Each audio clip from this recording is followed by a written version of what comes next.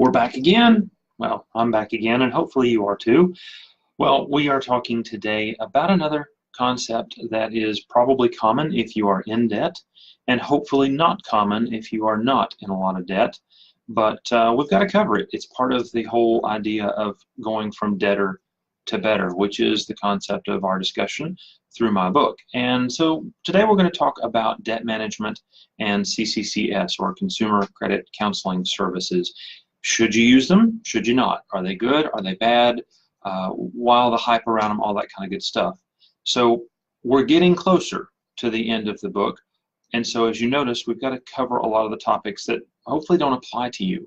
However, don't skip this video if it doesn't currently apply to your situation, because you probably know somebody who's in the middle of a mess and could use your help to get out. So whether you share this with them or do some learning and walk alongside them, I hope this will be useful content for all of us. So as always, we want to talk about our homework from last time, and we talked about the debt laws that really could help you, FDCPA, FCRA, FACT Act, all that kind of stuff in the last video. And I told you that if it applies to your situation, then I wanted you to spend a little time and to go back and read up on those debt laws. So hopefully you've done that.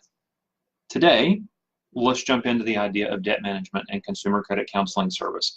You may not know what they generically are called. You may have heard, in fact, I'm sure you have heard lots of different advertisements on the radio, on the television, in magazines, all over the place, where these magic companies can fix your debt.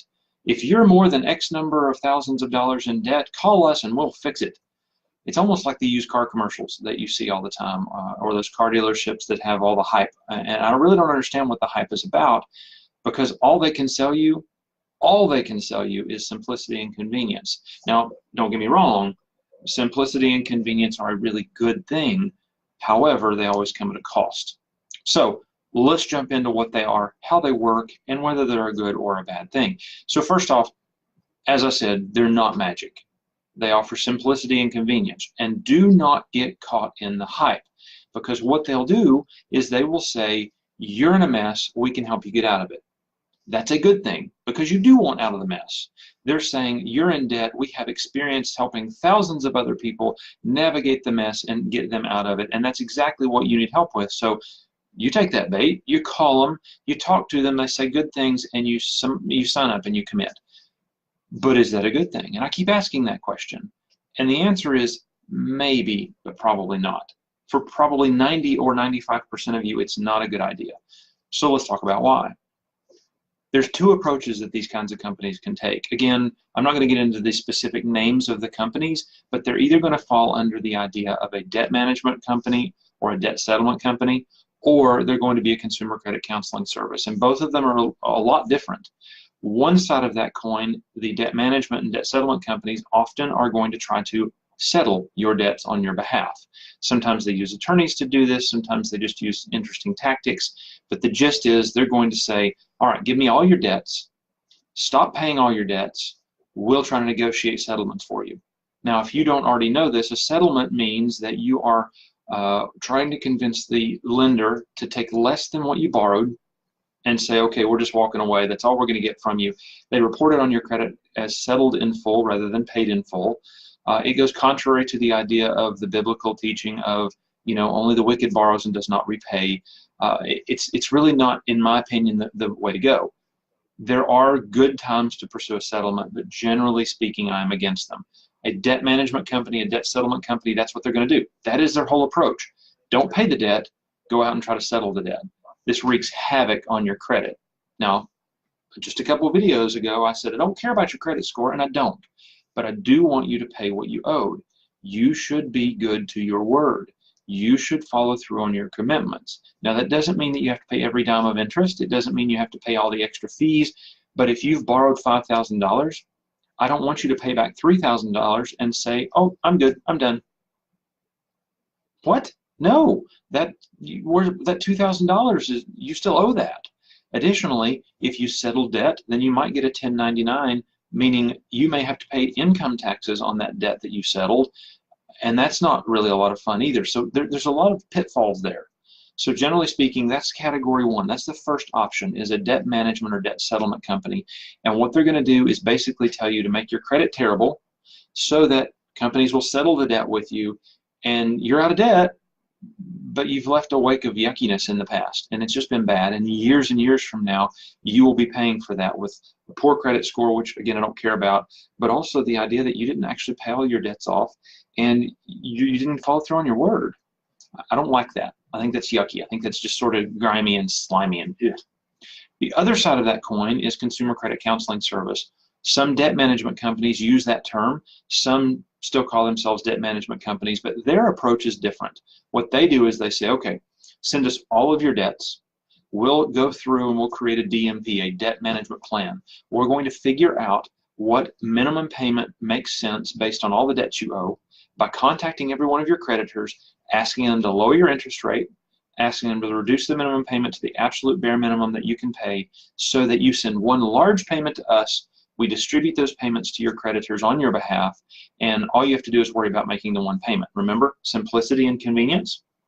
That in theory sounds really, really, really good, because what they're doing is on your behalf, they're calling all your creditors, and they're saying, hey, will you lower such and such's payment, and will you lower their interest rate?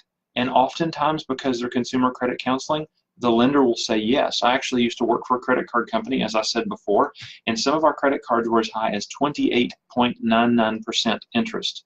Yikes.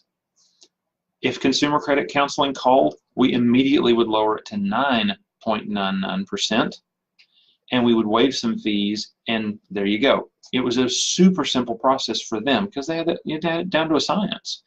The problem comes in with that simplicity and convenience of, remember what I said, you send one large payment to consumer credit counseling and they distribute it on your behalf. I was regularly calling people as a collector who were working with CCCS, and the problem is they couldn't scrape together enough money to pay that company. And so even though they may have sent $500 and the company told them that your minimum payments are $8, well, CCCS would just hold on to that $500. They would never distribute it because they didn't pick and choose who it went to. So literally you went past due with every one of your creditors, period. And oftentimes if you go past due with a creditor on CCCS, then they kick you off of the plan. And then you're really in a mess. It gets really messy really quickly if you can't make that minimum payment as required, the one big one to consumer credit counseling. So what happens? If that you can pay all your payments, life's good. It's easy. It's a wonderful thing. It's simpler for you, and it works out just fine. But the very common scenario, if you're past due and you start working with consumer credit counseling, is that the likelihood that you're going to go back into debt further, the likelihood that you're going to struggle to make that minimum payment that they require, yeah, it's tough. And so it ends up creating a lot of problems. So, do I recommend CCCS? No, don't recommend them either. I really don't think that it's a good idea to use or engage in one of these companies that tries to make your life easier when you're getting out of debt. I know that sounds difficult. I know that sounds tough. So what do I recommend instead? Well, let me give you a few ideas. First, if everything is really easy, you're more likely to do it, but you're also more likely to lapse because it was so easy to get out. If you're in debt and you struggle and you fight and you work really hard to get out of debt, then you're less likely to go back in it.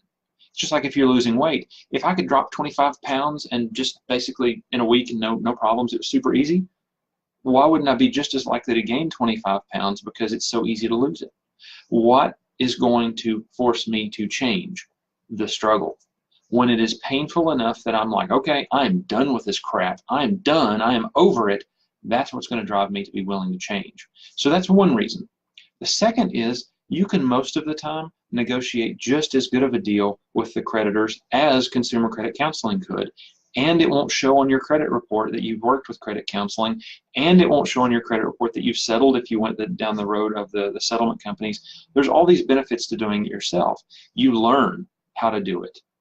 You decide the order that the debts get paid off. Remember the debt snowball that we talked about? With CCCS, it doesn't work that way. They literally are applying minimums to everybody. So for a number of years, you're in this program and you see no progress at all until eventually at the end they're like, okay, you're done. What? Whereas if you're doing it on your own, you can knock them down one at a time. So you gain the momentum. You see those wins. You celebrate those wins. And then you are the one who is succeeding and driving what the success looks like. So it's a lot of behavior things. Remember how early on I said that this is not really about money, it's about behavior? It really is the behavior piece of it that is encouraging me to ask you not to use CCCS or debt management, but instead to do it on your own. It's that simple. It doesn't need to be more complicated than that. Now, in my book, I do go over some more things that you might want to know. For instance, what happens if you're already working with one of these companies and it's not working out? I talk about that a little bit. I talk more about the difference in for-profit and not-for-profit debt management companies. We don't need to cover that here, but if you're in a mess of debt or if you're working with one of these companies, I'm not trying to sell you my book, but I am trying to encourage you to learn more. Okay, whether you buy my book and do it, whether you go online and research it, whether you send me a message and ask me some questions, whatever works, I'm trying to help here because you need to navigate this carefully, especially if you've begun working with debt management. That tells me that you've been burdened enough with your debt that you're like, okay, I need some relief. Now, it's not in the scope of this chapter, but there is an additional topic that I want to make mention of here because it's a common route people take when they start to think, oh, well, I can just combine my debts, make one payment, and then I'm done. And what they do is they go down the path of refinancing their home or getting a home equity line of credit or a second mortgage or whatever you want to call it. They take and roll all their debts into their home mortgage and do that. Please, please, please don't do that. Okay, can you see the seriousness in my face here? Please don't do that. And there's a couple of reasons. I'm talking about it in the vein of debt management and CCCS because they're similar in the approach that you're taking.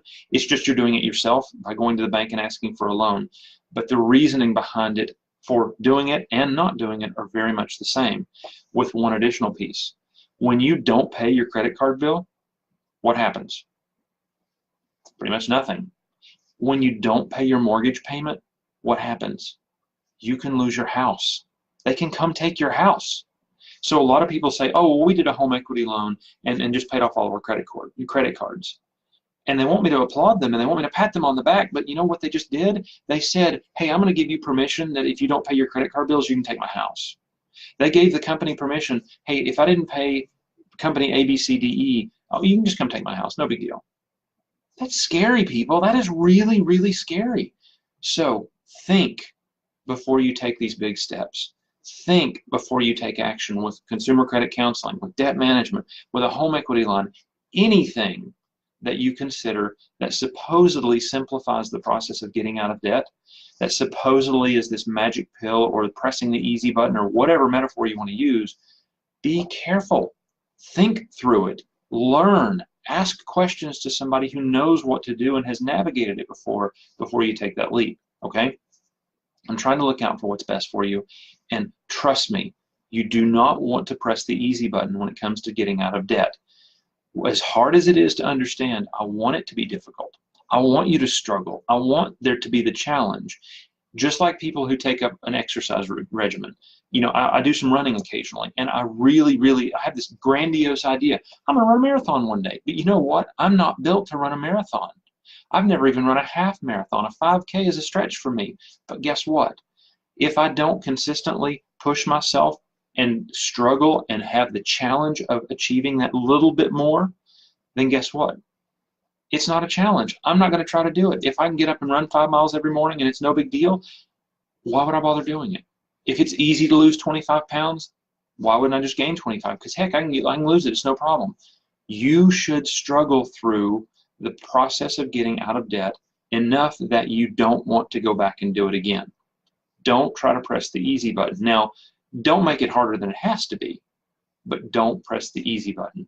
That's the message I want you to take away from the idea of debt management and consumer credit counseling service, okay? I'm not saying they're bad things. I'm not saying they're bad companies. I'm not even saying that there's a bunch of junk out there that you should avoid, even though there is. I'm not trying to point that perspective on you. I'm trying to point you down the path of you need to embrace the struggle, because when you go through those challenges and you win, then guess what? You win, and you never want to go back. So there's sort of the takeaway that I have for you. Again, my chapter goes into a lot more detail, but I wanted to go a little different path on this video today. I hope it helps, and I hope it makes some sense. So, homework, as always, what is it? If that you have debt, especially if you're trying and tempted to press the easy button, I want you to think long and hard, and I want you to research what debt management companies actually do. Don't just look at their material because they're sparkly and shiny and pretty and telling you all the good things. I want you to go find the horror stories of working with debt management. Find the horror stories of consumer credit counseling. Find out what happens if you miss a payment and you're working with those agencies. Also think about, if you're considering the whole idea of a debt management via a home equity loan or a second mortgage, think about the impact of that. Think about the implication of saying, hey, I'll just get a second mortgage. It's no big deal because the interest rate's so much lower, it's so much easier, it's one big payment, blah, blah, blah, blah, blah. Think about those things. So not a really hard and fast homework assignment, but definitely one to give you some things to ponder on. I hope this has been a useful topic. I know that we're getting close to the end, and I know that you're really, really working at it if you're trying to get out of the debt. A lot of you have been talking to me. You've been sending me messages, and I'm encouraged by your emails and the comments and the messages that you're sending. Keep it up. You can do this. We've got a couple more videos. Next time we're going to talk about bankruptcy, and then I've got a video to wrap it all up. So we're almost near the end. Stick with me. Stick with your plan. Ask questions if you have them, and have an awesome day. Okay? Take care.